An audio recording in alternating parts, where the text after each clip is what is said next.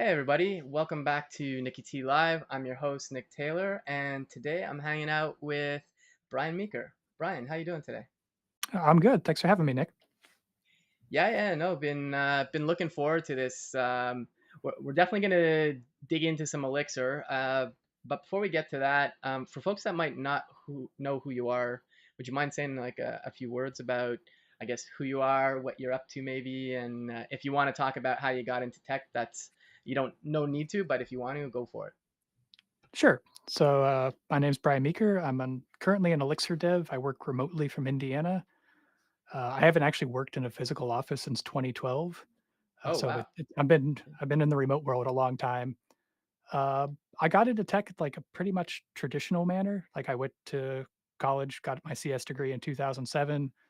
Okay. Got a job in the C sharp ecosystem after that, and mostly worked in that for like a decade uh, Okay. before switching to Elixir a couple years ago. Okay. Yeah, no, that's cool. That's a small world. My beginnings started in a little before C sharp, but like I went to university and so like we did start off with some C++ and then they switched the program for some reason and went straight to Java. I guess they wanted I'm not sure why they decided to go with a managed language because like I think in university it probably would have been more beneficial to stick with like learning about memory a little better, I think. But anyways, I did do some assembly though, so I was moving like registers around and stuff. But yeah, like you, I ended up in C sharp for my first professional job. I'd done like some JavaScript and some ASP, which is like active server pages before ASP.NET and stuff. But yeah, most of my career has been, I'd say like two. It's getting almost to half my career was in just a little over half my career has been in .NET. But I moved over to open source at one point because .NET wasn't open source at the time, and I went on the kind of Node.js, TypeScript, and doing React in early days.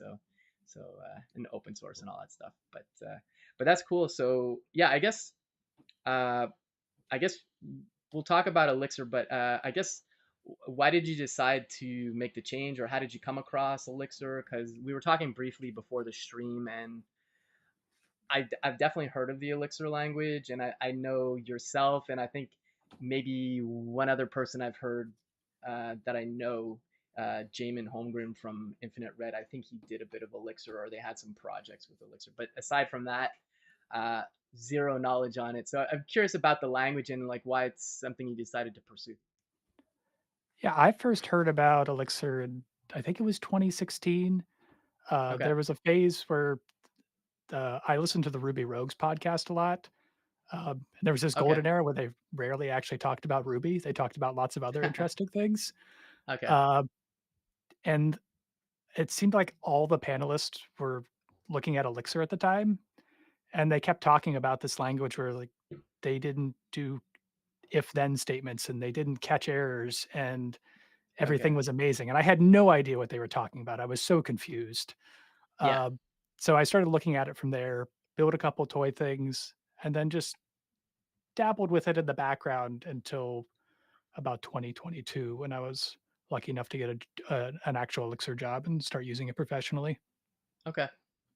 Yeah, that's cool. So, for folks who, including myself, like I do know that it's a functional programming language, but it's based off. You were mentioning this briefly before the stream, but it's based off the Erlang VM, and I guess one question is like, I guess why the Erlang VM, and like why not just do Erlang, which is another language? Like, is this an abstraction on top of Erlang, or So yeah, the Erlang VM is called colloquially called the Beam.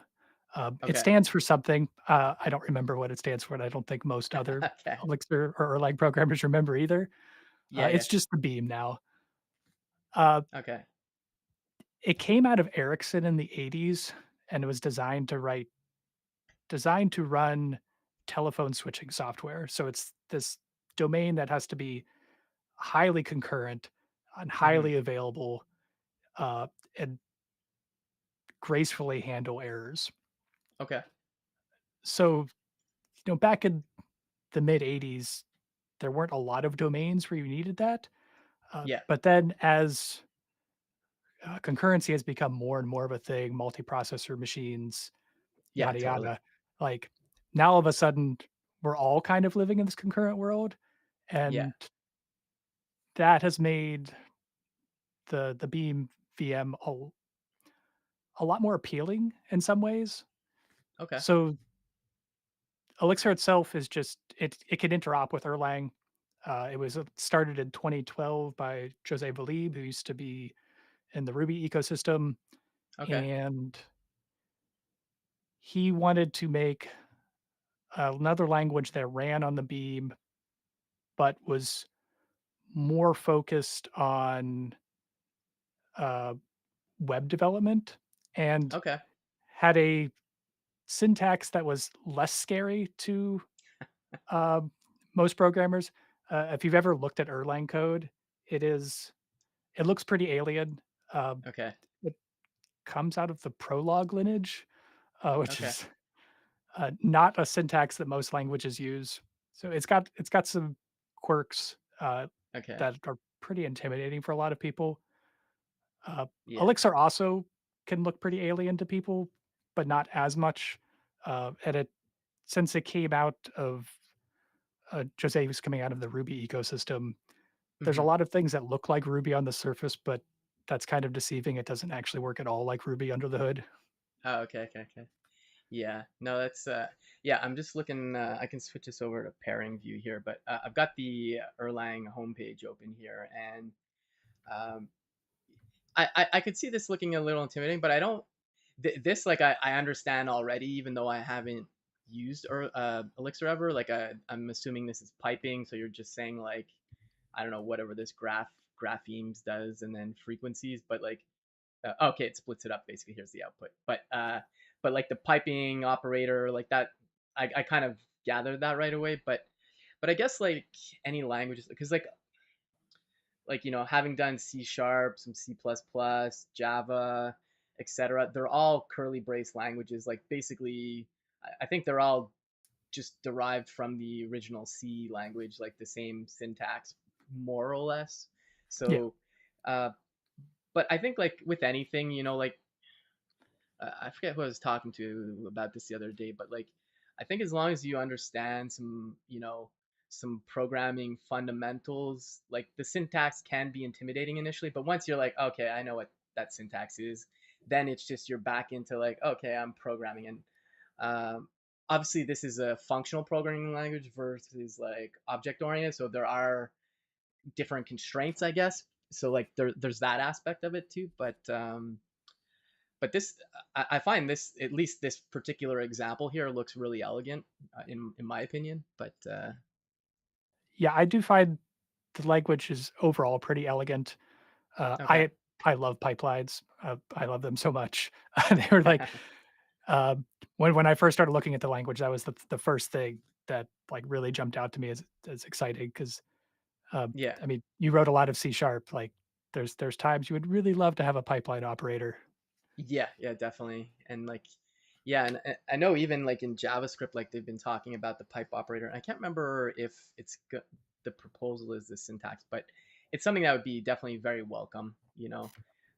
Just avoid a lot of unnecessary boilerplate code to do what a pipe would do. um, yeah.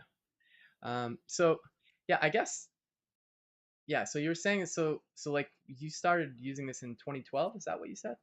Or The language it got it created in 2012. I started okay, playing around with it in 2016 or 17. okay, but that's still pretty early days for a new language. So like you kind of got on board pretty early, I guess, to some degree. To some degree, yeah. There was a big rush of interest around that time. So a lot of since Jose came from the Ruby community, a lot of the early adopters came from that community. Uh, Okay, but uh, yeah, it was pretty early days. okay, yeah, no, no, for sure. Um, Sorry, I got distracted. A Slack notification popped up on my left side there.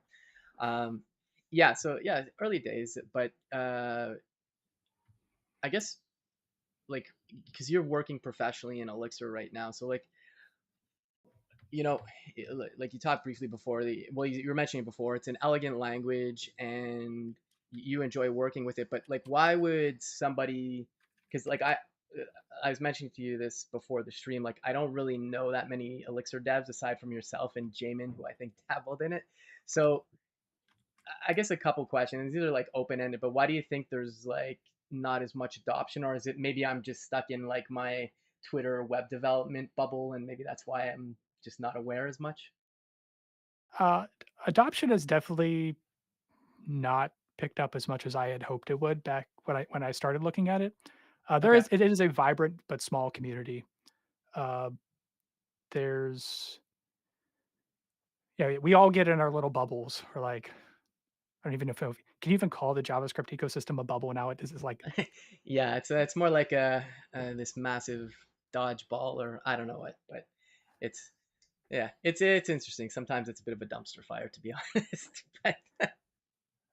But but like there are advantages to staying small as well, where we have there's almost no churn in the commonly used frameworks in the okay, Elixir ecosystem. Like Phoenix has been the go-to web framework for 8 or 9 years now. okay, Uh, Ecto has been the go-to SQL ORM uh, framework for basically as long. So there's definitely advantages to like there's not a flavor of the week that we're constantly chasing. There's okay, solid tools that are constantly iterated on and improved. Uh, and that okay. it's nice not having to, to worry about the new shiny thing all the time. Yeah, yeah, no, for sure. Yeah, like at the end of the day, you just got to get something done too. Like and also thanks for the follow, Bachabi, over on Twitch there. I totally feel like that. I'm speaking from like JavaScript ecosystem experience, but like it can be super overwhelming. Like React, for example, was really not opinionated, and then so it's like use whatever you want to use for state management, do whatever you want for this and this, and then like this brought the rise of some the JavaScript meta frameworks. Like I definitely don't miss having to configure Webpack myself, to be honest. But like I don't know. I guess it's a double-edged sword having a strong opinions, right? Like it's good in the sense that like okay, this is just how it's done, but like some like I know like for example, Ruby is very opinionated, but people love it. I don't know. I find I just want to get work done, and if it's like pretty decent, like I do like JavaScript, so like and TypeScript, I work mainly in TypeScript, but like there's a bunch of decisions that have been made. Like we're currently using the Next.js framework at work. That was what was there when I got there. So there's just a lot of cognitive burden I don't have in terms of some choices, which is nice. So like that. So I guess something like Phoenix, like excuse me, the framework probably does that as well. Or oh, you're muted for some reason. Let's see what happened there. You don't appear to be muted here, so I'm not sure why. I think your mic might have gone out. Okay, yeah, no worries. All good. Don't sweat it. This is the beauty of live streaming. Something can go wrong, and it's totally fine. I think I heard you again. Now, Yeah, yeah, it's all good. okay, I I I was attempting to open up the Twitch stream so I could see chat, and I don't know, different browsers that was not happy about that. Oh, okay, okay. Yeah, yeah, yeah. Yeah, no, yeah, it's kind of this is like completely tangential, but it's kind of unfortunate that like a lot of things don't work in Firefox these days. Like anyways, I don't want to open that whole can of worms, but like basically it's like the basically an explosion of Chromium based browsers now. So and Yeah. a lot of things don't support it. Like I've noticed that with a lot of uh, like podcast software too and stuff. But anyways, little side note. but but yeah, sorry, you were saying like in terms of like Phoenix, like it probably has opinions and like that just removes one thing you don't have to worry about probably. Actually, so I think one of the reasons for Phoenix's longevity is that it doesn't have a lot of opinions, Oh, okay, um, okay, which is a good and bad thing. Like, you come yeah, into Phoenix and you generate a new project, and it comes with a folder structure, uh, but that doesn't enforce anything. Like, Yeah. you could put things wherever you want, do it however you want. Uh, so there's tools, there's like a framework called Ash that is extremely opinionated about how things should work, and you could layer that on Okay. top of Phoenix if you want. But the fact that Phoenix doesn't enforce a whole lot on you coming in, I think has probably one of the reasons why a competitor hasn't sprung up. Like, Okay. Yeah. And I see, I'm seeing it here, and I'm reminded of this Phoenix Live View. I haven't worked with Elixir as I mentioned, but I am aware of Phoenix Live View. It's similar to like Hotwire in Rails, I think, or like what's the? I did a live stream with the dev advocate from Laravel. What's it called? they call theirs Uh, Livewire, I think. Livewire. Thank you. Yeah, yeah. Yeah, So they're all, like, in the same naming scheme. Yeah, there's yeah, yeah, Hotwire, there's Livewire, C# has Blazor, yeah. um, uh, somewhat related, HTMX is all the rage right now. Yeah. HTMX as well. Yeah, yeah. HTMX is not necessarily bound to a specific like backend framework, but yeah, yeah, the same idea, and it is interesting. I haven't used Blazor actually. I've heard a lot about it, I've definitely heard a lot of really great things about Live View. Like whenever somebody is brought up Elixir, they talk about Live View, and I don't know if you want to speak to it a bit or Yeah, like, Live View is fantastic. So, what Live View does is it lets you write single page applications without writing any JavaScript or very little JavaScript. Uh, it when you connect when the browser connects to the page, it gets rendered on the back end and throws back some static HTML to you. But then it also opens a WebSocket, yeah, and that WebSocket maintains state, and all interactions you take send data over the WebSocket. LiveView processes your your changes with whatever code you have, responding to okay, events, and then just sends back a very minimal diff of the HTML to the front end, and that gets applied. okay, yeah, So uh, there's definitely scenarios where you wouldn't want to use it, like if you have an application where like you need you can't have any latency. Like if you're doing uh, a very twitchy game or something like that, or like yeah, every keystroke matters, you cannot be going over the network to be doing things. Uh, okay, yeah, Live View is not a great choice for that, but it's a surprisingly good choice for uh, more applications than you would think. okay. Uh, I'm just gonna stop you for a sec. There's a in the chat, Adolfo over on LinkedIn.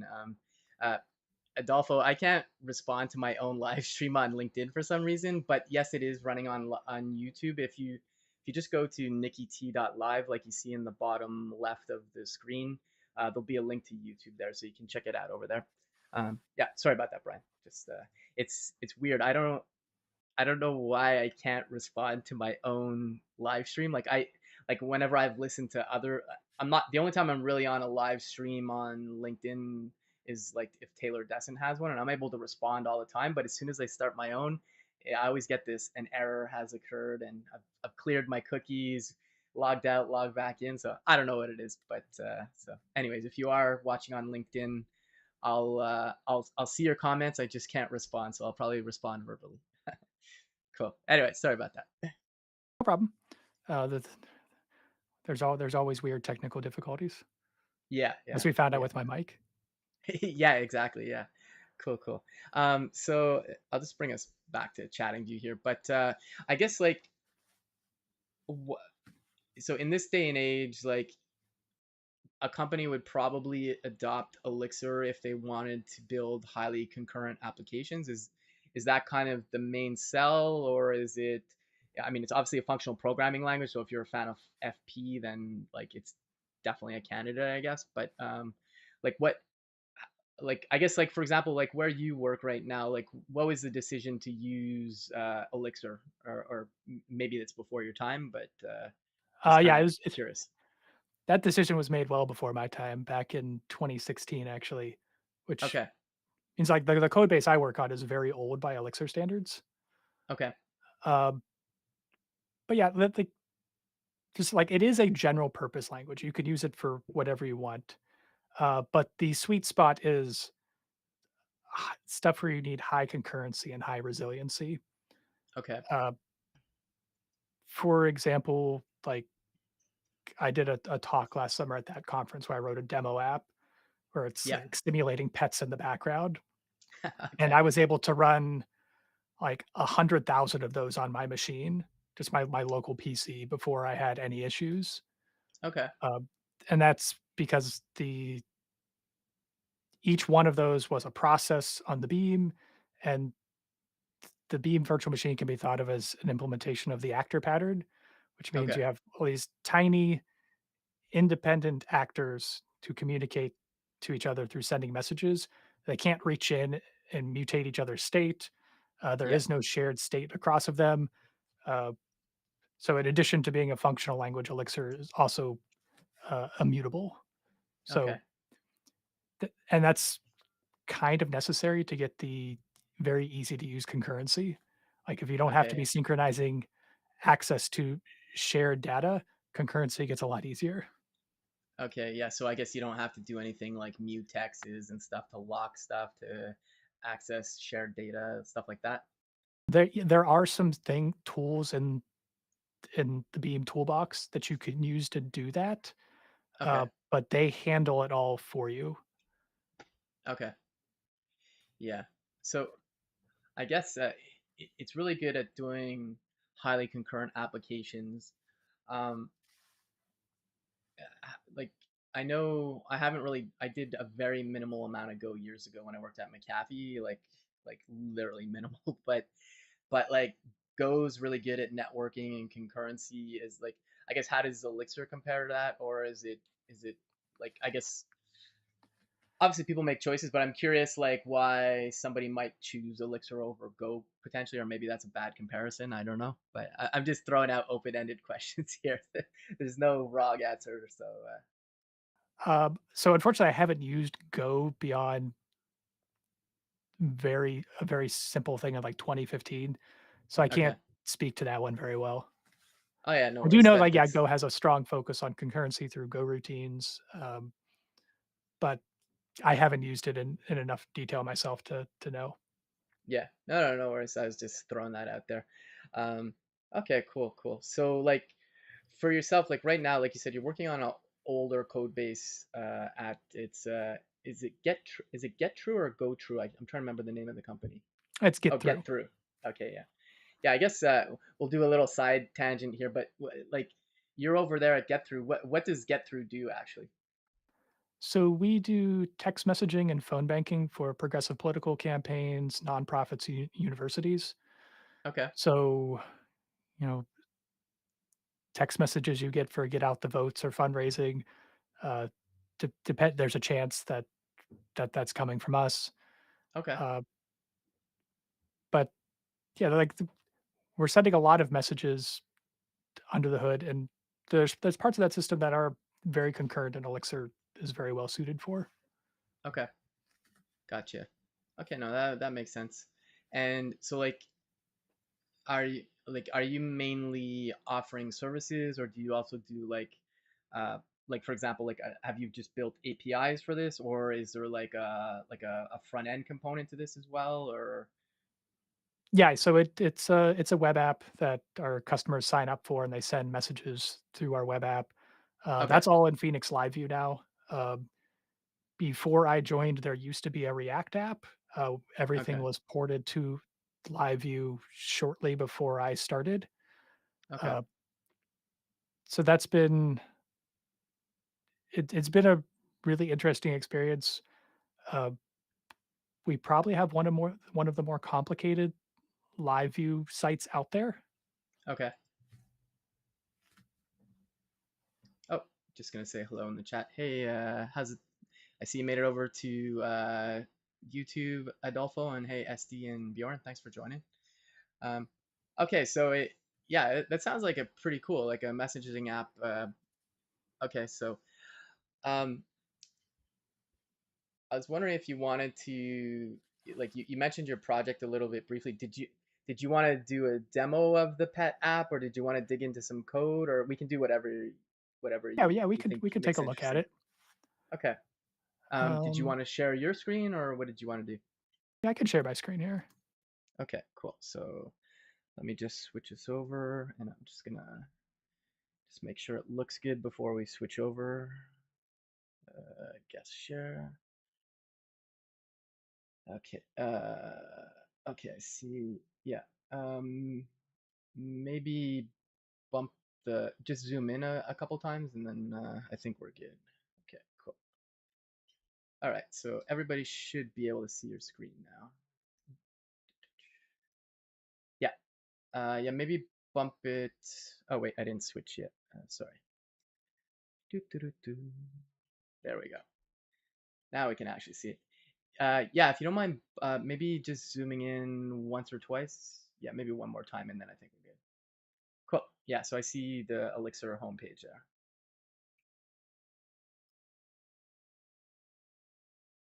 Okay. And I think did your mic go out again? Is that what happened?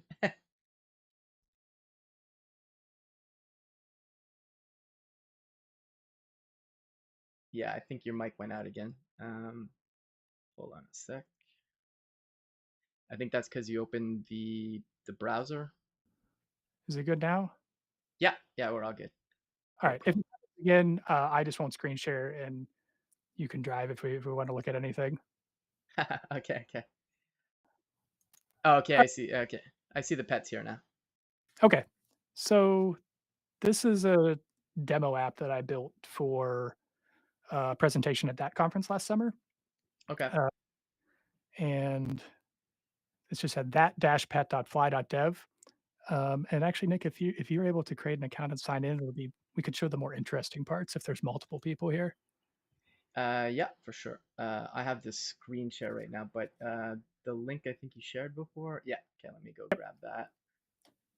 Copy So link while you're doing that, address. um, I'm just going to create a pet here, and what this is going to Okay, do is it's going to when I create this pet, it's going to start up a process in the background in okay, the Elixir ecosystem that's called a gen server, it's a generic server, which is sort of the most common abstraction to use around these things. okay. Um, Okay, I'm just we creating got my account here. Streamy here. Streamy's a fish. And we're going to create our pet. Cool. All right. And we could see that our pet has some hunger and it has some age. And the age is ticking up over time. And we can click a button to feed it. And, it's feeling better about itself now. Okay, Um, while you are getting signed in, if you sign in and create a pet as well and go to view your pet, you okay, should show up in active pets here.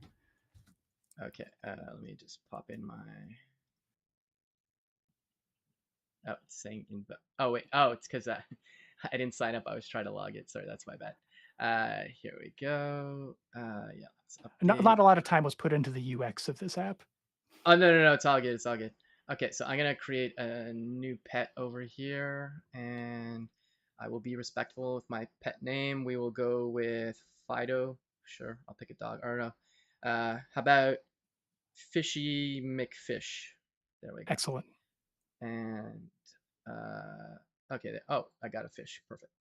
Create pet. So you should see Fishy McFishy there. Yep, so Fishy McFish has showed up, and I can actually give some treats to McFish here, and you Okay. should see your hunger bar getting better, Yeah, hopefully. it went up. It went up from 2 or 3 to 4 now. So okay, and this So is and all that's all real hap time, obviously. Yeah, this is all real time happening under the hood with a feature of Phoenix called Presence, Okay, where so my browser is on this live view. That is a process, running on the beam. okay, Uh, the pet is also being simulated in the background. That is another process running on the beam. You have Okay. your own live view process because you're viewing the page as well, Yeah. and you can do uh, pub sub to subscribe and publish to various processes. So this Okay. is just using I'm using pub sub to send treats to your fish. Okay. And then there's also a feature called Phoenix Presence, which kind of like, wraps all that up for you really nice so Okay. that when people come on and they start viewing their pets here, uh, they pop up as active on my screen so I can give them treats. Okay. So you've got like a real time pet feed kind of coming in. Okay. Yeah, and Yeah. none of this uses I wrote 0 JavaScript to do any of this. Okay. There's the live view JavaScript framework, like Mm-hmm. the JavaScript's the part that runs in the client for you, but that's handling creating the WebSocket for me, sending messages back and forth over that WebSocket, Okay. applying diffs uh, to in the browser to update state. Uh, you can write JavaScript if you need to. There's sometimes you need to hook in to Okay. do certain things on the front end, but Yeah. it's depending on your application, you don't really have to do it. I think at GetThru, I've been there about 9 months now. Okay. I wrote one thing. I'm the only person in 9 months who's had to write any JavaScript, Okay. and it was so we could track cursor location in a text area. Okay. So it made sense to have something bespoke for that. Yeah, that is very specific to the browser and that type of input. Okay. Okay. Gotcha. So if I pull up the code here, Yeah. um, we can look at a Yeah. little bit of what an Elixir application looks like. Yeah. So Do you mind just zooming in maybe 2 or 3 times? Yeah. Okay. I think that's better. Yeah. Just for I can read it. It's just sometimes when people catch the recordings or even sometimes during the live stream, people can't read it. So yeah, no, that's pretty clear. Okay. So it looks a little like Ruby, like the def in there. I haven't done a ton of Ruby, but when I was working at Dev 2, I would do some backend stuff sometimes. So definitely looks similar.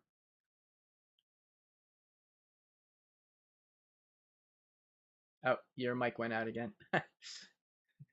If you want to, it's the screen share. Is that what it is? Or if you want to close Firefox, go for it. Or that's okay. That's why it's live. Something something can go wrong, and it's all good. I think we're Cool. I just have to toggle and it's fine, which is very frustrating. Okay. Uh, Okay. I'm gonna have to figure out what's going on with this machine. Yeah. Yeah. No worries. No worries. Okay. So yeah. So it looks like we have a module, and then you're doing some imports. That's what the use syntax is. Your mic went out again.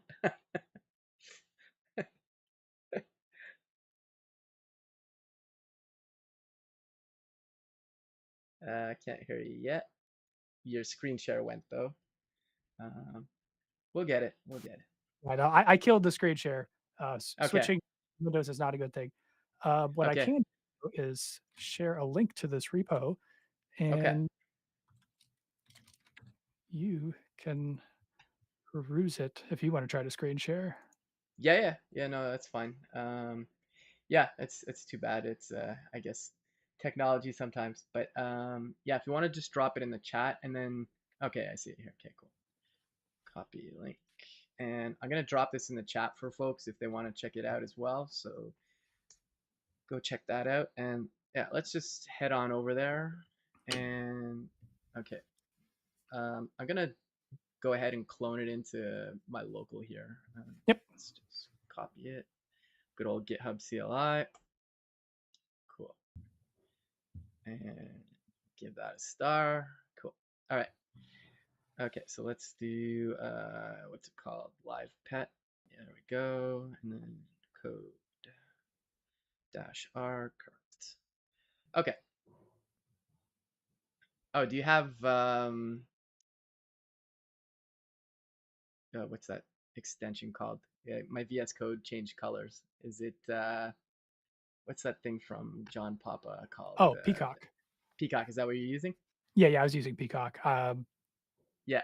Would Okay. Cool. I don't have to do it as much anymore because I have one code base that I work on at work, but Okay. in previous roles, I've been, like, working on, like, 3 different code bases, and just color coding your VS Code windows is very nice, and Yeah. Yeah. No, it's all good. I was at first I was like, did I open this in the browser? Because sometimes you can. I thought I started a code space by accident, but no. Okay, that makes sense. Okay, so yeah, I guess we can talk a little briefly about maybe the folder structure too, and then we can look at some code maybe. Like, so sure. this is a. I'll zoom in a bit here for folks. So this is a Phoenix project, right? Or is this just straight up Elixir right now we're looking at? So it's both. It is a Phoenix project, but the structure of a Phoenix project is also going to be basically the same as generating a generic Elixir project. So Okay. um, you're gonna have the lib folder, you're gonna have test, Okay. config, assets, I believe, is specific to Phoenix, Okay. but a Uh, lot of those are it's the same general structure. okay. I'm just adding some Elixir support so we can see it a little better maybe. Oh, Yeah, I was looks gonna like I. suggest that because so you can get some, syntax highlighting. Yeah, exactly. Dev. I just closed my window. Yeah, just to make it a bit of a nicer experience. Okay, cool. There we go. Okay, so yeah, what file were we looking at a second ago there? That was mix.exs. Okay, mix. Okay, so we can close this here. Okay. Um, I'm So not sure why it's an saying Elixir, like exceptions raised. an Elixir mix is sort of the equivalent of the npm. So it's what you're going to use to run various tasks, and also then your config for your project is the mix.exs file. Oh, okay, okay. I And see your dependencies and stuff. Okay, yeah, um, the application section is defining basically processes with what Elixir calls supervision trees. So okay, an Elixir application can be thought of as a tree of processes. Um, okay.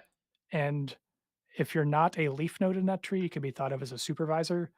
And what supervisors could do is they can have rules for restarting processes that have errors. And Mm-hmm. this is one of the ways that you get resiliency. Okay, So you can get this resiliency that restarts your processes without having to worry about handling every single weird corner case that you can think of.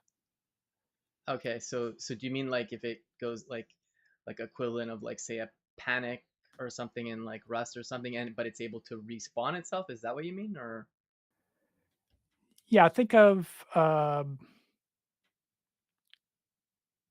some external resources down. Like you're trying. okay, Here's what like you have a live view and it's making requests to your database, okay, and your database goes down. Uh, the live view process can you can just let it crash, and the live view process's supervisor can handle restarting it. okay, okay. I know that makes sense. And I guess when that happens, like say your database goes down, like you're still gonna put some observability in there to log like database crashed or whatever, but then it's just able to not necessarily it recovers, but it doesn't like it obviously doesn't guarantee your database can be back up, but it just goes like let me just restart this and see what happens kind of or Yeah, like I can give a better example. So one of the big projects we've been doing at work is a multi-stage data ingestion pipeline for sending out messages, okay, and we use a library called Broadway to communicate with RabbitMQ to send messages through a pipeline, so we can eventually send a text message at the end. okay, Um, Sometimes, you know, you just lose your connection to Rabbit, and when that happens, the the Broadway portion that's talking to Rabbit, that hmm process can just crash. Okay. and the Broadway supervisor just brings it back up and starts consuming messages again with a fresh connection and channel. Okay. Okay. So yeah. Okay, that makes sense. Yeah, and like so, like maybe you potentially lose some messages, but it's basically it's a mechanism in place to just kind of like get back up as soon as possible. Yeah, and then in our case, like, depending on we don't acknowledge messages as processed in Rabbit until it's actually processed. So we wouldn't actually lose any messages. There's a chance we could double process portions of some message, Okay. depending on, where the error happened in that stage of the pipeline, but, we're not gonna lose anything. Okay. And depending on your domain, maybe it's okay to lose things, maybe it's not. Yeah. I I'm just seeing some messages in YouTube after. I'm not sure why they didn't show up before, but ST's asking, will the pets grow up? So like I guess so. I'm not sure. You can answer that, Brian. But if we feed them enough, will our pets grow up? Sadly, the pets have a very limited life. All they do is age and eat, and Oh, they okay. die after, like, 13 hours. When the Oh, age oh, ticks up to 10,000, they meet their final resting place. okay. All right. Well, rip fish McFishy. Sorry. It was a good run. It was a good run. Okay, so we basically have this is like not the entry point to the application, but this is like where you define everything you need. You can version your project. I guess this is like kind of like node engines. It has to be minimally Elixir 1.14. That's what that Yeah, means? yeah, yeah, and I Okay. actually just updated this project to 117 yesterday, and I forgot to update that, so Okay. And then um, uh, depths are the dependencies. This is just a that function? is a Okay, yep, it's that's another function down there, and you can see, you know, just like any other ecosystem these days, like, this is our list of dependencies we're bringing in. okay. Uh, Okay, there's, and then the like, the Phoenix aliases. stuff, and Okay. aliases are, yeah, like, NPM tasks. Oh, okay. I see. Okay, so these So are there's like various scripts you built-in run. tasks or that your dependencies give for you. These aliases are just encapsulating a series of them into one command you can run. Okay. Yeah, no, that makes sense. Yeah, I'm curious about the like the package information in code. I mean, C Sharp did this, I guess, but because like coming from like the npm ecosystem, you have a JSON file. But I've been digging into a bit of Swift lately. I'm actually attempting to port something from TypeScript to Swift, and I noticed that they also have like an actual code file that's the dependencies and everything. So I guess it's more common than I realized. Maybe the package.json is the anomaly. Possibly, like, there's definitely an emphasis, in the Elixir ecosystem on your configuration being in just more Elixir code. Uh, Okay. let's not bring in any additional dependencies we don't need. Okay. Yeah. There's a question in the chat coming from LinkedIn. So, Joel is asking, "Oh, is it live? I literally found this link randomly on a newsletter during my mailbox cleanup." Then he's saying, "I'm literally tackling an issue with dependencies and paths, part of what's being discussed right now." Um, I mentioned it before, Joel, but for some reason I can't respond to the LinkedIn Live messages, but I see them.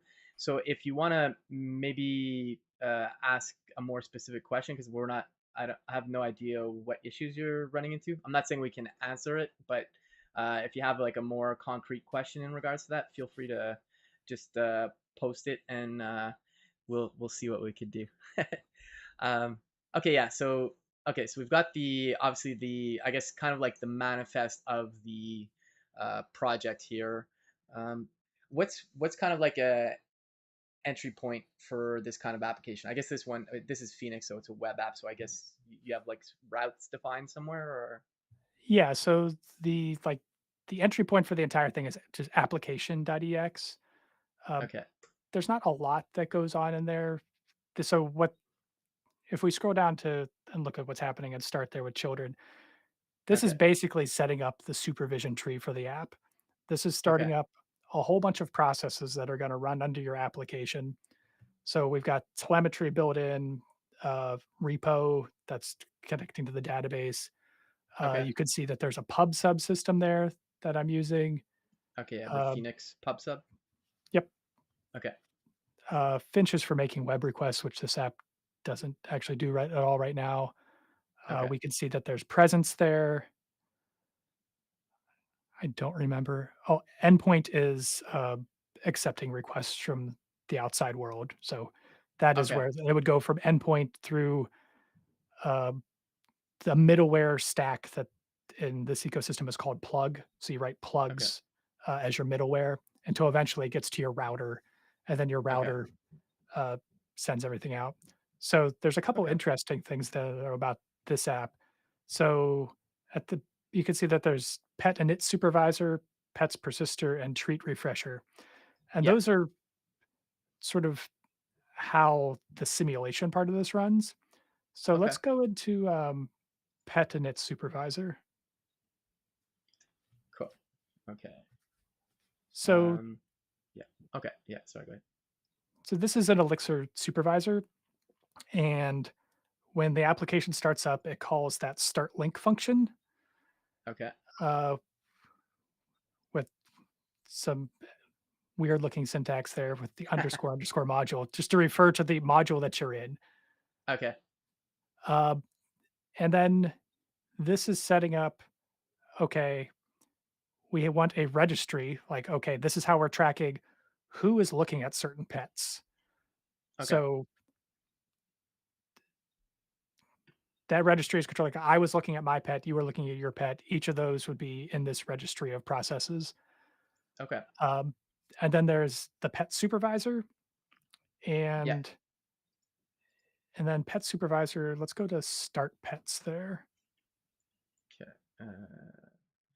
Oh, the function here. Sorry. Go to definition. Oops, not implementation.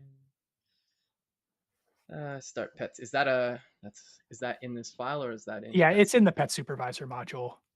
Yeah. Okay. Super. Oh, there it is. Okay. And what was it? Start what? Start underscore pets, I think is what it was. Okay. Yeah. Here we go. So when the application starts up, this is going to get the list of all the alive pets from the database and start up a process for each of them. Okay.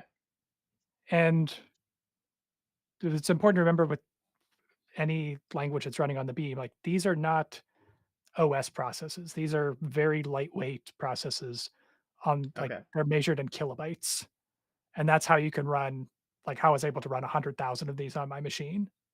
Okay. And you can find articles of people literally running millions of them in production for various use cases. For Okay. example, Discord uses Elixir under the hood Oh, didn't know that. to, you know, there's these ridiculously sized Discord instances now for things like Midjourney. Uh, Yeah. literally have millions of people in them. They rely on Elixir and the Beam VM to be able to handle that level of concurrency. And they post some really interesting articles every once in a while about, Okay. their latest scaling challenges and what they had to do to get around that. Okay. Gotcha. Gotcha. Just gonna. We don't have scaling issues here though. Yeah. Just gonna say hello. Hey, violated sign. Thanks for joining us. Um, okay. So I gotta say though the piping syntax, this is like super elegant. Uh, this Yeah, just looks it just looks nice. yeah. So with the pipe syntax, every step of the pipe is getting as its first argument the result from the previous step in the pipeline. Okay. So like there's a num dot um, like length at the end there. Length is Yeah. taking its parameter there is the result of the filter above it. Okay. Okay. Gotcha. So there's always an implicit, like the implicit result is always passed down. Okay. Yep. That makes sense. Yeah. This just reads really nice. Like even if you've never done Elixir, I can understand this. This is saying, get me the list of live pets. log however many pets, uh, you know, start all the different, I guess, start a pet server for each pet instance, and then filter the results so that only the ones that aren't nil are returned, and then just say how many were started. That is that kind of how it reads? Yeah, yeah. So, Okay. like, the map with the ampersand syntax there, that's just another way to pass a function into something. Uh, you could Okay. effectively write, like, there's the function end block in the filter below that. You could write it Yeah. out longhand as in the exact same way. Okay. Okay. Gotcha. Yeah. I don't know. I definitely it's an aesthetic, but I just definitely like the terseness and just the way it looks, which is not necessarily the reason why you should use a language, but it does look good. Yeah, if you have a nice, neat set of transformations where you don't have to worry about, handling errors at each step of the pipeline, like, you can do really elegant, uh, pipelines like this. Okay, yeah, yeah. We got violated sign in the chat saying loving that we're talking about Elixir. So I guess keep going. So yeah, like I guess like you said, like the because I forget the name of the person that created the language, but coming from like I know Ruby has a nice syntax too, and yeah, this just reads really easy. I find. So it's yeah, I guess hat tip to the creator. Um, okay, so if we look at like say like the pet server here, so this is where we get the pet, which gets implicitly passed when we're doing the enum.map.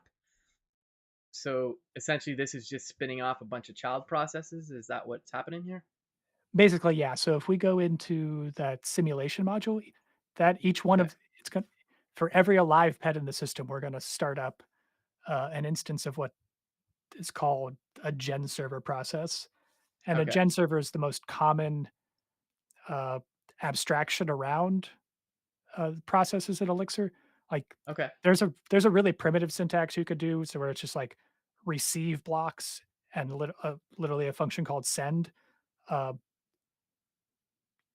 you don't get a really great, programmer experience out of that very low level, uh, Okay. abstraction though. Uh, the advantage is, like, if you do need to use it, uh, that's when we're talking, like, each process is, like, 4 kilobytes of memory or something like that. When you start Okay. adding the gen server on top of it, it gets a little more heavyweight, but we're still Okay. talking about, like, double digits of kilobytes. Okay. And I guess like for my own understanding, like I get that like you can spin up multiple like not multiple but like thousands potentially millions like you were mentioning, but that's to start up the process. But like it depends what the process is doing, right? Like something could be pretty heavy, so you might not be able to spin up millions. Or is there a piece of that I'm missing maybe in my understanding? So, that gets into the Beam scheduler, and the scheduler controls when your processes get to run and how long they get to run. Okay. And the VM makes a trade-off where it says, we're going to try to keep everything moving along at least a little bit. We're not Okay. going to prioritize any single process to give it more time. Now, it's like with the historical context of what Ericsson was doing, like controlling telephone switching systems, that makes Yeah. a lot of sense. Yeah, totally, Um, totally. and for the most part, like it makes sense for systems we build today too. The downside is if you have the one area where the beam doesn't really shine is like if you need to do really intense CPU bound computation, Okay. like it's not the best choice for that. There Okay. is it's pretty easy and common these days to uh, wrap Rust libraries in Elixir. There's a Oh, no way. there's a Cool. system called NIFs for that, uh, and tooling to make that pretty easy to do. So for people who need to drop into like, we need raw performance, but we still want to do that within the context of Elixir, that's a Yeah. good option. Okay. Yeah, no, that makes sense. It's not the same thing, but like Node.js is not the same, obviously, but like you're able to spin up lots of requests and stuff, but like Node.js is not good for like crunching like, an image, you know what I mean? Like you wouldn't do that. You would offload that to like you'd either like hit some other endpoint or some other service to just say like, here's the image I just uploaded. Can you please transform it? You know, because if you did that in Node.js, it's not the same. I know because it's like single threaded. There's child process and stuff, but like it's not what it's built to do.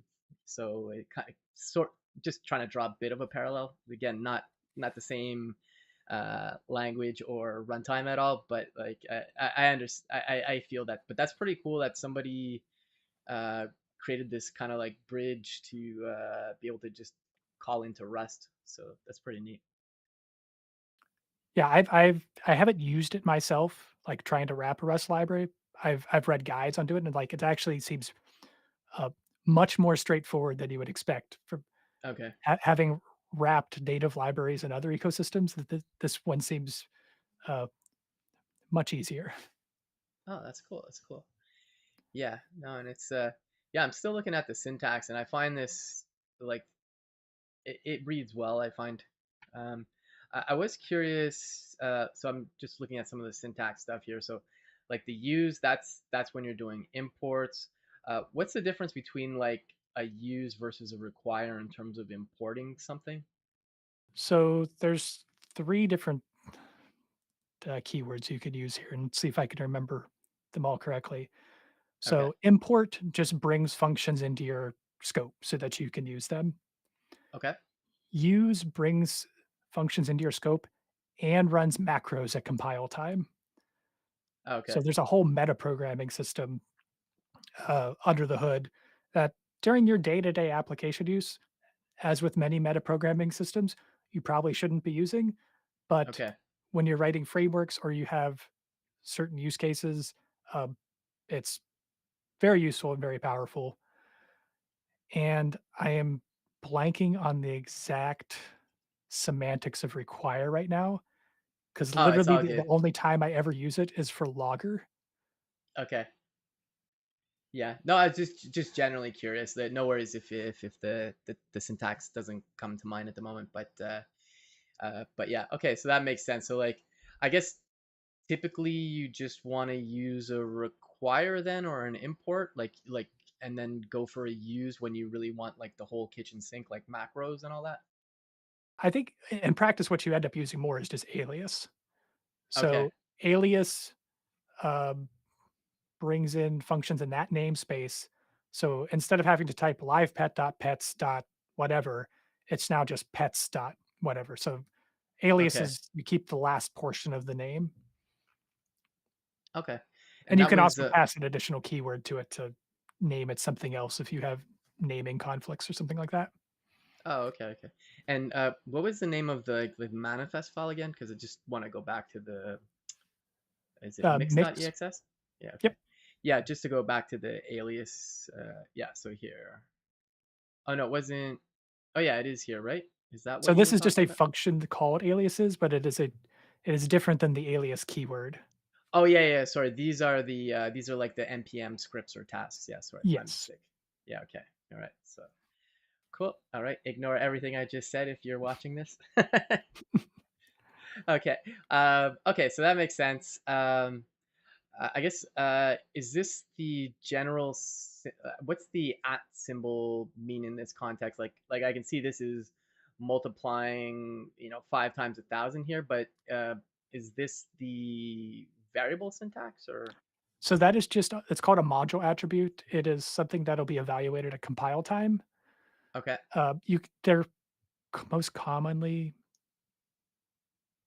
they're commonly used for constants, but there's a bunch of other use cases for them as well. Okay. So at compile time, anywhere I'm calling tick length in milliseconds is going to get replaced by the number 5,000 in this case. Uh, okay. Okay. So that's kind of nice. So like you can like you don't have to put a literal constant value in that build time. It just knows to optimize for that. Okay. Cool. Um, and in terms of like, uh, so like def here is to define a function. Um, it's FP, so these are always just modules and functions. There's never methods because there's no. I'm assuming there's no classes Correct. in here. Okay. Um, And that's just this is the triple quotes is the documentation syntax, from what I gather. With Yeah, you that, could use it for doc it is just a multi-line string syntax that you okay, most often end up using for documentation. okay, cool. I'm just kind of perusing here, so just picking your brain as we go through. So, um, okay, so here we have a variable, obviously. So we don't need to prefix it with anything like var or const or anything. It's just whatever the variable is, and Correct. that variable's scope is only within here. But if I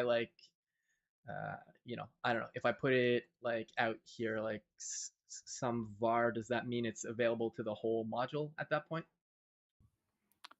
Um, or is it not something you do? I don't think that would be legal syntax. Okay, okay, yeah, okay, cool, cool, cool. And there's just some interesting syntaxes in here that I just kind of want to pick your brain at, if that's okay. So like Yeah. this is like a switch case, I guess, and but it's kind of interesting where like if you come from like the curly bracket languages, typically you have a particular value only. But this is interesting where it's saying there's this gen server that has this where is. So I guess if the process name is equal to a PID and not nil, like that's the so you either get a pet error or not. That's is this kind of like what's it's I haven't done a lot of Rust, but there's like it's almost like an enum where there's like there's the result and the error. Is that am I like way off base here? Yeah, so in Elixir, one of the common pattern that you'll see is you'll have functions that return OK or error tuples. So, Okay. for example, at the line 44 there, Yeah. there's OK, and that colon in front of that colon OK, that's an atom in Okay. in pretty much the same as Ruby's atoms, or they call them symbols, I believe. Okay. Um, and then so you'll often have functions that return uh, OK, and then whatever whatever the result of the function is. But then you can Okay. also have that function return a tuple where the first element is error and the Okay. second element is more information about that error. And then what you'll do is so we have this case statement here, and what each of those cases are handling, the nil and the PID case, are pattern matching. Yeah. So Okay. Elixir has very powerful pattern matching. Um, where this is just like the bare minimum here, where we don't actually care too much about the Okay. results. So if genserver.whereas returns nil, which is null in this language, Yeah. uh, we're going to run that get pet error for the pet ID, and that's going to get returned from this function. But if we Okay. did get a PID, which is a process identifier, to let, then we're going to call get pet uh, Okay. on that process identifier. So this is the message passing part where like we have one process that wants to get information from another process. Okay. So first we're checking, okay, you passed in a pet ID. Is there a simulation process even running for this pet ID right now? And then if Okay. there is, or you're calling genserver.call uh, with the ID of the process for that pet's being simulated, Okay. and calling uh, get underscore pet. And Okay. if you just search for uh, colon get underscore pet in this file, we can see uh, where that where that ends up going. Oops. There we go. Get get pet. You said. Okay.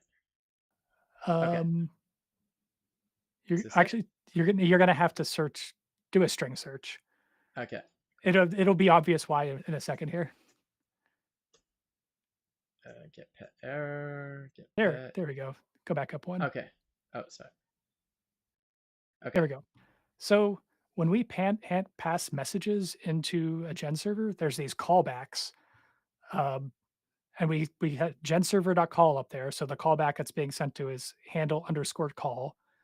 Yeah. And we're pattern matching in that function head to say, hey, if I get a message sent to me of the shape get underscore pet, this is the function to run.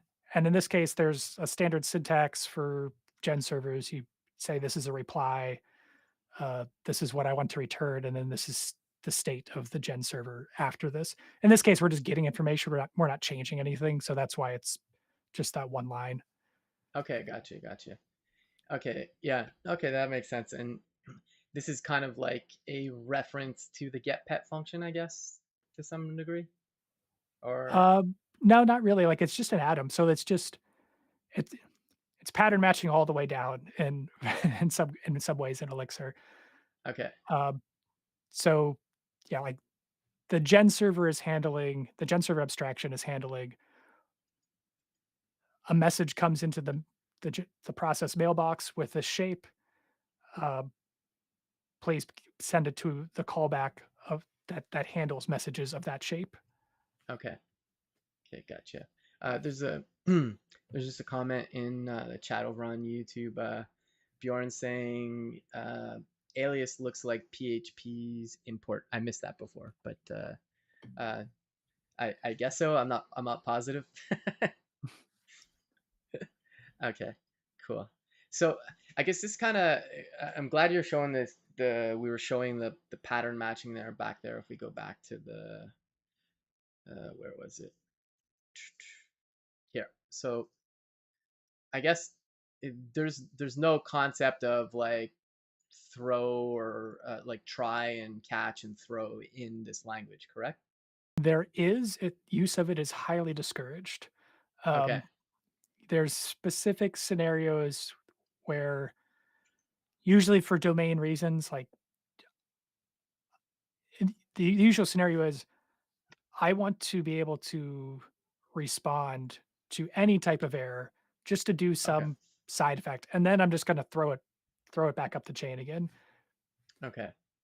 But like you said, it's rare. So I guess in general, um, like how is error handling like in the sense that like I know there's these tuples, so like you'll have an error tuple with like the reason you'll probably log that error, but like I guess there's a difference between expected and like unexpected. So like I don't know, like you were saying before about like maybe you're trying to I don't know, maybe live view once it goes back to the back end and it's trying to make a API call to something, but the API call fails. It was like 3 retries or something.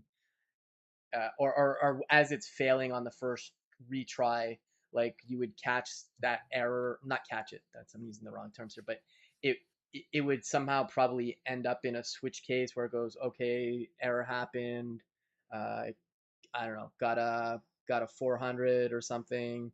Try again, or and you log it and then you run it a few times. But like once it's like I don't know, once the application really, I guess I don't know if they use the term panic, but like say it's like it's hit a state that we weren't ready to handle.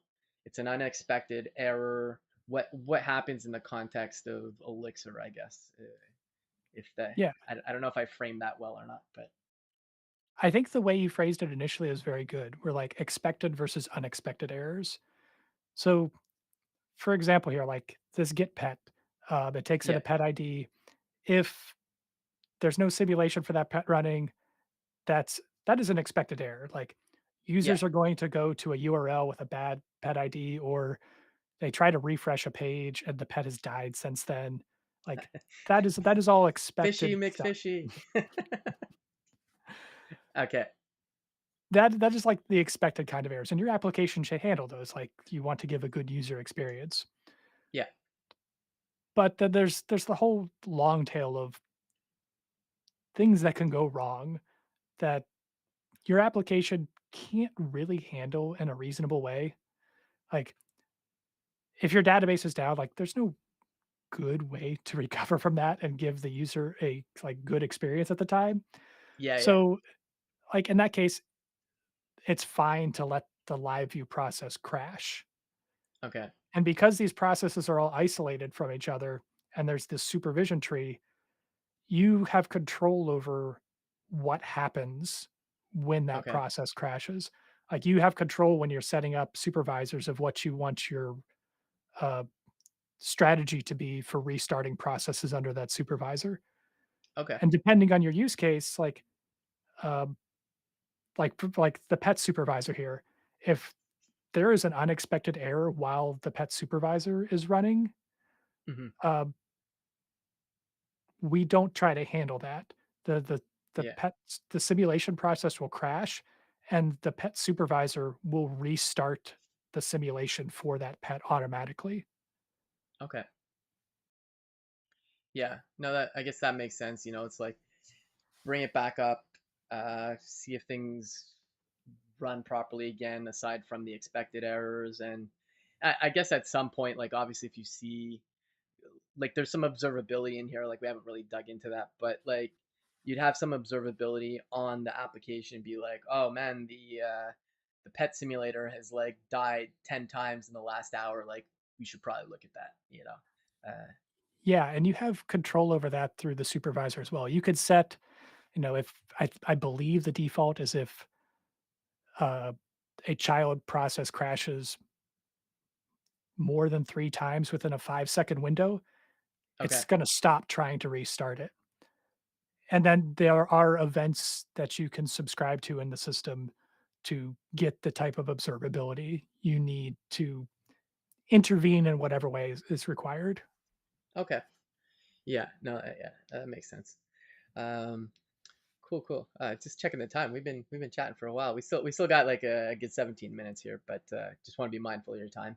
Um, but this is I think this is I think your talk about like the pet processes and stuff. I think it was a great example of to demonstrate what you wanted to demonstrate. Because like people understand pets and feeding them and stuff. So it's kind of cool that you built that to kind of demonstrate how like just how the process is and like you can just scale up so many within Elixir. Um, Yeah, I'd always been let's see. interested in writing, my own little Tamagotchi, and Okay. then it kinda, came together where, so this project was, my introduction to really learning this part of the Elixir ecosystem, Okay. how these supervision trees and processes and all that work. So, there was definitely some conference-driven development going on for, I wanted to learn a thing. I had this interesting idea of this thing. I think this works really well in this ecosystem to try to build something like this. Okay. And having a deadline of having a talk accepted really makes you hone in and learn something. Yeah. Yeah. Totally. Yeah. Side note, but like I've never done any Swift, and I just started looking at it recently. And I submitted a talk talking about like learnings of just jumping into Swift first time, and I'm starting that project where I'm migrating something from TypeScript to Swift, and just some initial stuff I've looked at. It's interesting because they both have type systems, but it's definitely different. But so you know, I don't think I'm gonna be able to port the whole project. It's a pretty it's like a validation library called Validbot, so like there's a lot of stuff in there. So like, but I think if I can get through with the conference driven development to show some examples of some things that do work, but we'll see. But yeah, I feel you on that though. I was gonna pick your brain again, and just this is more just about syntax again. So like we have functions here in the module, like def feed, for example. You've got the Mhm. parameters, and then um, this is interesting syntax. Maybe this is coming from Ruby too. I don't know. I haven't done a ton of Ruby, but so does this literally mean only run this feed if the type is normal or treat? Like how does that play out exactly? Yeah, so those are called guards, Oh, and okay, it does it's just a exactly guard. that. So Okay, it's saying, uh, type must be an atom normal or treat for the feed function to pattern match and run. okay. Okay, so is that maybe it's just because I was reading the syntax wrong, and there's a couple comments in the chat I'll get to in a sec. But so so this when is part of like the body of the function, even though it looks like it's outside. Is that it, or is that It's just part of the I would consider it part of the signature. So functions in okay? Elixir just have, a name and arity, which is the number of arguments passed to it. Hmm. So if you want to have multiple function heads that have the same arity, that's when you start getting into different types of pattern matching on the Oh, function. okay. So, like, if I wanted to have, like, depending on what I wanted to do here, like, I could have 2 separate feed functions defined. There could be a Okay. feed that takes in, the atom normal and for type, and there could be a feed function that takes in treat for the type.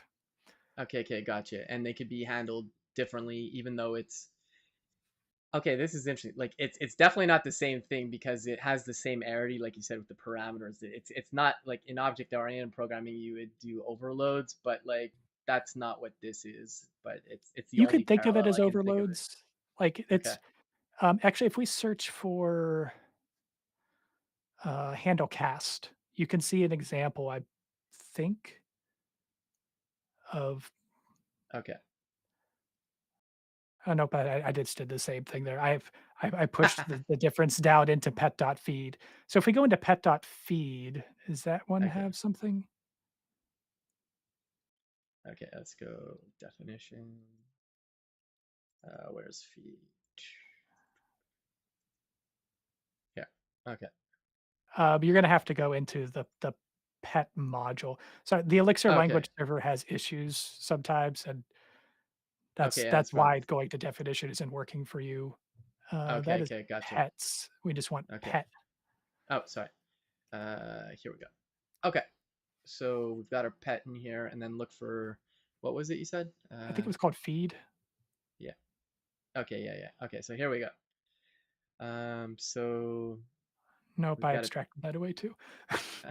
Not a good example. I was hoping to find a place where, um, there would be multiple function heads of the same name and arity, and I was just doing pattern matching to just to show the an example of how the function would be chosen. I Okay. don't Okay. appear to have any of those right here, though. Oh no, it's all good. Yeah, I was just looking in the chat. So there's some love for Tamagotchi in there. So uh, okay, I don't know why I'm not seeing the GitHub. Sorry, the YouTube comments right away. But yeah, they were saying, oh yeah, it reminds me of the Tamagotchi project, which you obviously mentioned. And ST's like, oh no, I revealed my age. What else here? I was I had one and I was told never to put it in the freezer. Okay. I haven't heard that one. Yeah, yeah, yeah. Okay.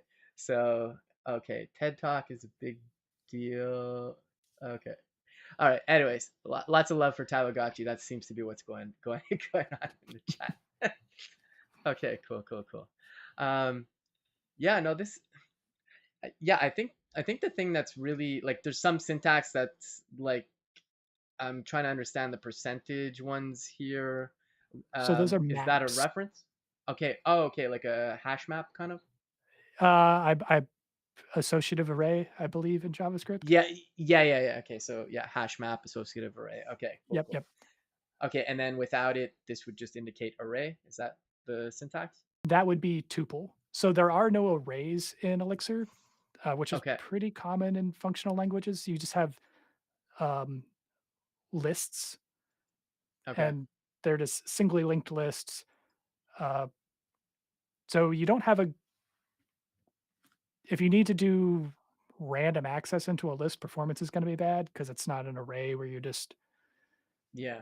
It's not going into it allocated. as an offset up based on memory. Okay, okay, that's cool.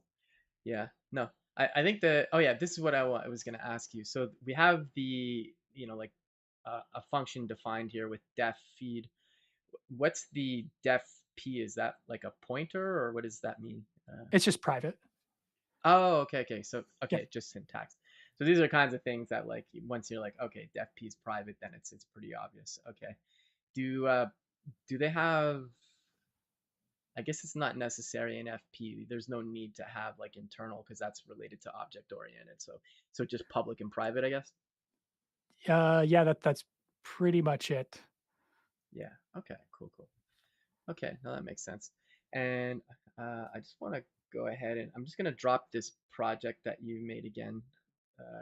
Just gonna drop it in the chat because it's definitely I think it would be an interesting project to dig into if folks are interested in Elixir because, like you said, and there's a whole talk. I think this links to the talk if I go back to. So, unfortunately, this one wasn't recorded. There Oh, is okay, no okay, recorded version of this one out there. Um, okay, Much to my chagrin, as I keep submitting it to conferences, and they keep choosing other talks of mine. okay. So we need somebody on the CFP board that is a fan of Tamagotchi to make this happen. I think that's what's got to happen. Okay, but no, this is super cool, and I I like projects like this because they're fun, right? Like people can relate to them, you know. So like I think that's I think that's what makes the learning of these things a little easier when people can kind of like we saw like there's a bunch of people in the chat like oh Tamagotchi and so like I think that would make you more interested potentially in it because you understand how that works so like and then you could kind of tie that into like oh learning some Elixir so it's a lot more interesting than like I can't even think of an example right now, but like where it would be like a very dry example, like here's me just spinning up like 5,000 processes, and it's very generic. There's not a story there really. Whereas this is like a fun project, I think. So, anyways, just side note to say like I think it's cool that you went with that to give the talk because I think it probably made it more relatable potentially. So Yeah, like, the audience was definitely interested. Most people in the audience, were making pets and, yeah, um, with, amusing but tasteful names, to yeah, yeah, there was a little warning up there, that's because I was presenting at a conference. Please don't yeah, get me yeah. in trouble. Yes, yes. Please do not put any appropriate emojis in these names or whatever. But yeah, for sure. Cool, cool. Awesome. And we're almost at time here. I'm just gonna drop some links to where folks can find Brian, and also gonna drop a link to the Elixir Lang homepage again. Um, yeah, no, this has been super cool. Like, obviously, just kind of like scratching the surface a bit, but like just getting a little familiar with some of the syntax and like how things work. It does look like a super interesting language, though, I gotta say. And like you were mentioning, you use Phoenix at work, and like that's one of the main things I had heard about Elixir, and like live view and stuff. So um, I guess I guess kind of before we wrap things up, where is somewhere you typically deploy this to? I'm assuming it's typically a Dockerized deploy, which so anywhere where Docker can be, or do people do it like straight up on a Elixir server? Or Uh, it's usually through some sort of container infrastructure. okay, Uh, the pet app is actually deployed on fly.io, oh where okay, but even that is Dockerized. Like, I just run a command and it runs my Docker file and puts everything up there. okay, So yeah, if you're hosting on a platform that supports Docker files, then you should be able to host an Elixir app without any issue. okay, cool, cool. Yeah, no, this has been super fun, and I know we've been talking about doing this for a bit, so I was really glad. I know you said it worked out better by because we had to reschedule to today instead of tomorrow, but I don't know. This was a lot of fun. Like obviously, like I said, scratching the surface, but lots of interesting concepts in there. I gotta say, I really love the terseness of the language. It does seem pretty elegant. I'm sure like there's probably still some things to pick up in terms of syntax, but it does look pretty compelling. And the thing I've heard from like people who have used it, which are not many people I know, but like they just they just love the language. It's like Yeah, I'm very curious to see the Stack Overflow annual survey went out okay, a month or 2 ago, and last year, Elixir was the number 2 loved language, okay, and Phoenix was the most loved web framework. And that definitely tracks with people I talk to who have used either. Um, okay. Usually, they're very happy to still be using it, or they're sad that they're not using it anymore at work. Yeah, yeah. Cool, cool, cool. Awesome. Well, yeah, I dropped links where people can give you a follow if they'd like to. So go ahead, check that out, and check out Elixir if you're interested in looking at a new, not a new, it's been around for a bit now, but another functional programming language. And thanks everybody for hanging. We'll be back on Monday. I'm gonna be hanging with. I've never pronounced her name before, but I think it's Eleftheria. She works over at Crab Nebula. Let me just go grab the name just so I can pronounce it. I'll definitely ask her before we go live on stream to make sure I pronounce it correctly because I generally like to know how to pronounce people's names just out of respect. But I think it's yeah Eleftheria Batsu. So she works over at DevRel and community over at Crab Nebula. So looking forward to that, and we've got a bunch of other folks coming up. So check that out. And thanks for all the great conversation in the chat. And we'll see you on Monday. And Brian, if you just don't mind staying on for 1 second, and everybody else, enjoy your weekend because I won't be here tomorrow. Thanks for having me. Yeah, yeah, no, for sure.